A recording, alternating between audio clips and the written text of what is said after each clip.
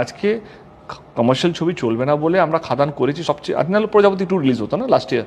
আমি তো সবচেয়ে বেশি ঝুঁকি নিয়েছি সেই সময়। আমার যদি সেফ খেলার থাকতো তাহলে এত কথাই বলতাম না, প্রজাপতি 2 কবে রিলিজ করতাম, এখন প্রজাপতি 5 রিলিজ করতাম এই বছর, অন্য কিছু একটা পরিবারকে নিয়ে আসতাম। কিন্তু আমার মনে হয়েছিল না বস, সেফ খেলে তো লাভ নেই। যখন ছবিটা বানিয়েছি তারপর আমি ভেবেছি কি না, এই ছবিটা দর্শক আমার শুধু কলকাতা বেস করলে হবে না, সবাইকে নিয়ে আসতে হবে যারা পাগলু, রমজিৎ এগুলো বানিয়েছে। I went to district.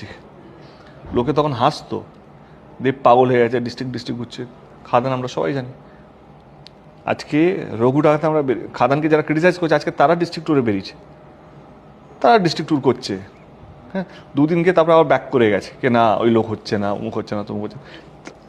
সে আমি বলছি আমি যখন করছিলাম তখন আমার উপরে হাসছিলে, তুমি করলে তোমার বিশাল বড় একটা বুদ্ধিজীবী হয়ে গেলে। না, সেটা নয়। আমার মনে হয় কি সবাইকে প্রথম কথা কম্পিটিশন করো। কম্পিটিশন হওয়া উচিত কি আমার থেকে উপরে কীভাবে যাবে, এই কম্পিটিশন যাতে না হয় কি আমাকে নিচে নামিয়ে তুমি কী করে বড় হলে, এইটা ভুল।